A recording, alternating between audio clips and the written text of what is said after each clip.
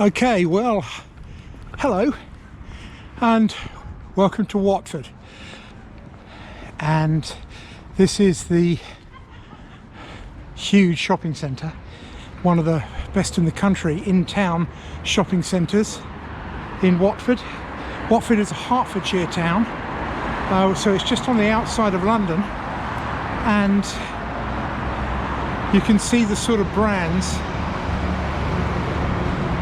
that are supposed to be here in the shopping centre. So today's the 24th of February 2021, and we are here to just have a look at what the effect of the lockdown has had on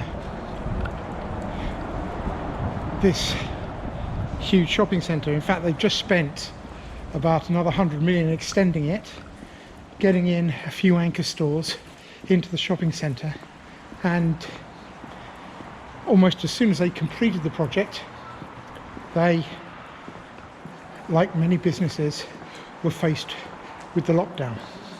So I'm Gary Ling, a local resident and vlogger here. I don't think I've ever done a vlog from Watford, so this will be a first, but it's depressing. It's depressing for me, when certainly now I just think the sort of lockdown is so unnecessary and is causing such huge economic distress as a minimum to the people in the area. And as you can see, as we come up to the sort of the main entrance, which is in the middle of the town, it's got a couple of floors.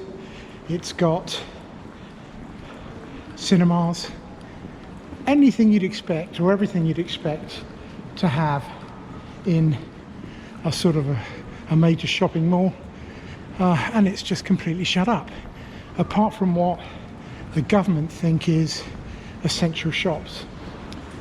One of the good things, I guess, in the UK particularly, there's the entrance over there, 2 floors of shut up shops.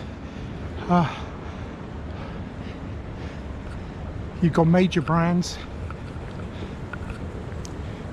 such as Superdry, Jack Wheels, you've got an IMAX cinema, and goodness knows all the rest of the sort of global brands that have been moving in.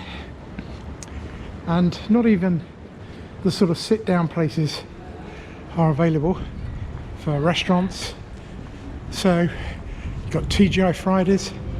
And really, I'm going to just take a short walk up the high street to give everyone a thriving town like Watford, which is what, 90,000 people, surrounding area, 20-25 minutes from Euston. So it's a big commuter. It's a big commuter town, and goodness knows what that's going to be like by the time we've finished. And you can just see the sort of people who are, and the shops that are open and what's not. All the main restaurants are closed, as I said. You've got TGI Fridays, and it's interesting just to see what is open. And you have to ask yourself, you know, what's this lockdown all about? Because the opportunity cost, that is the cost of the lockdown, other than, which is obviously to try to reduce the loss of lives from COVID going into the hospital, to protect our National Health Service.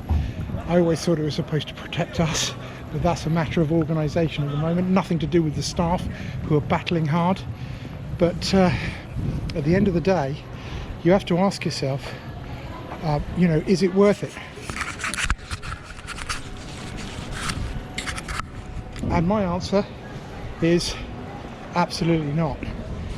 You can look around here, you can see, apart from takeaway, all the pubs are shut, and essential shops such as this, which is supposed to be essential, are open, which sell sort of cheap pound stores are open. But in any other respect, this place is completely dead. And you know, really, what's it all about? What are the opportunity costs? Well, the opportunity costs start with the sort of the damage to our education. You know, you see kids walking around here, and this is actually much busier than I thought it would be. It's been quite quiet over the course of the lockdown, because you're not supposed to go out unless it's for an essential purpose. So you can already see that the lockdown is breaking down. A lot of people are starting to get out, but they've got nothing to go out for unless you want to get a takeaway or go to the baker's. You know, all shops pretty much are shut. You can see the shoe shop over there is shut. I suppose you can go in and buy a house. Starbucks is open, but all of the chairs are taped off. So what you're left with is the beginning of a hollowed out town centre. Some people have moved.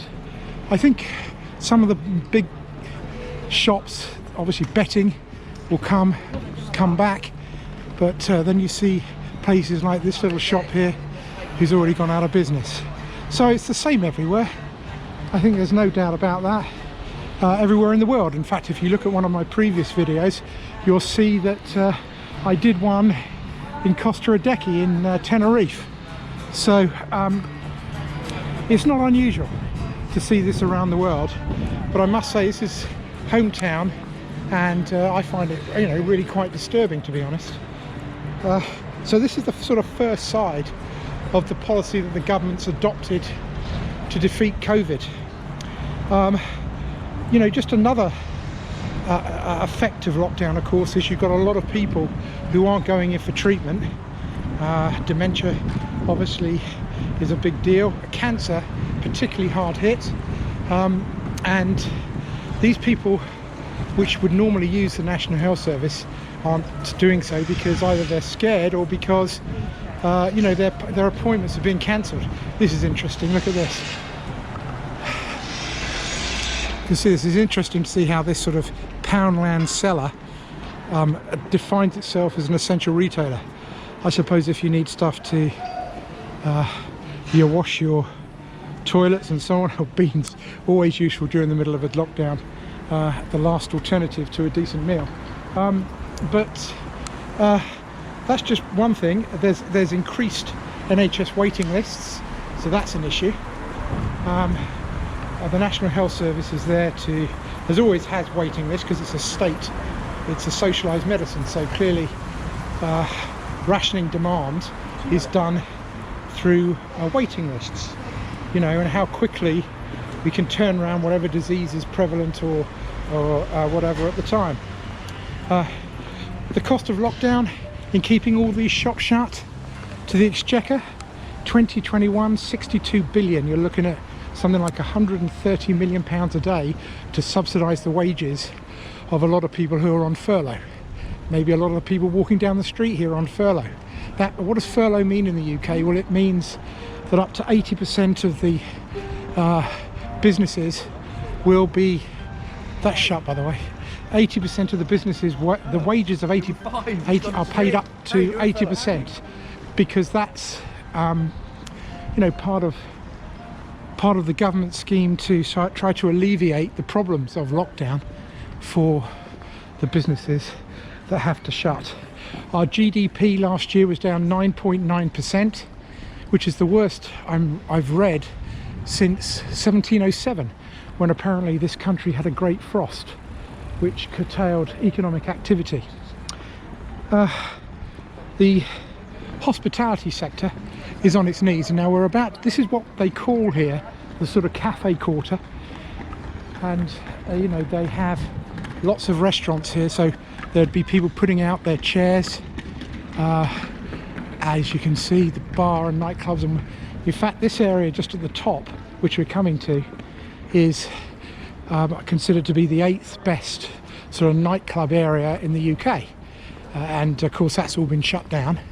So as you can see, whatever nationality you're interested in, Italian, Lebanese, and sort of the great old British pub, it's all just shut down. Other costs, obviously, care, the cost of the mental health of people in care. You know, I haven't seen my father for a year. I haven't been able to touch him. He's been locked away in a care home, and frankly, you know, I can see the mental deterioration. In fact, I'm surprised he's lasted this long. Mental health overall, amongst people is being affected. So it's fair to say that this is becoming one of the biggest issues. It's a hidden cost. You know, you may be on furlough and you're sitting at home, and unless you're breaking the lockdown, you know, you are in great danger of, or there are people who can't just cope with being alone. And of course, a lot of the policy is set by people, the government and so on, ministers who live in big houses. They've got plenty of garden space and they can move around. And when you get right down to it, a lot of people who are living in single or small flats, you know, don't have that opportunity to sort of get out and get some of the green and the walking and the exercise that many people can do just around their house. At the moment, as you can see, people are just sort of coming out, and I think they're rejecting the lockdown. Supposedly 21st of June 2021 is supposed to be the day when they unlock everything. Whether they do that, I don't know. I think things are just going to break down for them before the 21st of June, and people are just going to ignore the lockdown, and then that puts pressure on the police. And of course the police are already under pressure. Our justice system has backlogged cases, not just from people who have been fined for breaking the lockdown, but because the courts can't sit safely, or they're sitting via Zoom. And of course a lot of rape victims are very unhappy with the way that their cases are being handled, and quite rightly so. They're just not getting justice. People are getting away with crimes because, you know, who can remember what happened 3 years ago if the backlog continues? So the hospitality is, as I've just shown you, is very affected. But you know, Watford's a very much a market town. It's been here a long time, and the market isn't operating at the moment. It's closed, but the sort of shops and turnover in the stores is always something that I think Watford's great strength.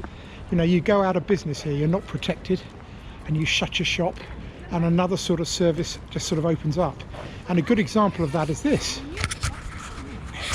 Okay, so in the COVID times, you have a COVID testing clinic who's just popped up and opened up, and you can see the sort of services that they can offer. But I'm sure their business has been affected, because certainly in terms of the sort of fit supply certificate and so on, since no one's travelling, it's going to be a very difficult time even for them. So in terms of government policy, in terms of the UK, I've got to say that the whole lockdown process has been a bit of a disaster, and I think they've got themselves into a difficult trap of how the hell they're going to get out of it. The death figures that we have here in the UK are to a large extent bogus death figures in my view. If you die within 28 days of a COVID test, you are considered to have died of COVID. And of course I know plenty of people who, certainly the elderly, who sort of make up the over 85s, sort of make up 75% of those deaths. Many have critical illnesses even before they went into hospital, and yet are shown, because they had a COVID test and died within 28 days, it's down to a COVID death, which is ludicrous. What it should be is if it's actually COVID on the death certificate, because in many cases it's not on the death certificate as the cause of death, but the statistic is that if they die within 28 days. So that's absolutely barking mad. We've got 120,000 deaths as I speak, and that's a sort of statistical bollocks really that we have to cope with, and of course that drives back into policy, because it caused fear amongst the population, and that's where we are. You know, most people living in fear. Even if they opened up to the economy tomorrow, I'm pretty sure that a lot of people are going to be staying home, and we're going to get more ridiculous policy initiatives, such as the Eat Out to Help Out thing, which cost I think 120 million last time in August. That's where the government literally pays restaurants, or subsidises your meal in a restaurant. We'll have reduced VAT. all of this is going to be announced on 3rd of March by the Chancellor. But overall, we've not grown to cope. We've not grown to cope with COVID and accepted that lives will be lost no matter what. And we need to have that discussion. People have mooted it. How many lives is acceptable a year? I'm starting with 30,000. You know, 30,000 lives a year lost to COVID. Yes, it's, you know, higher than, it's right up there with the sort of heart attack and dodgy heart deaths that we get. But we're a country of 60 million. And, you know, at the moment, we're just causing all of those issues that I spoke about earlier on. So that's Watford for you. A great old place, much as I love it. One of the most entrepreneurial towns, gritty people in Watford, gritty.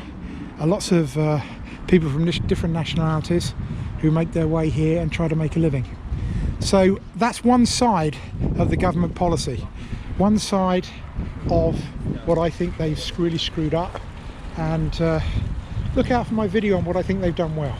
Until then, good on you.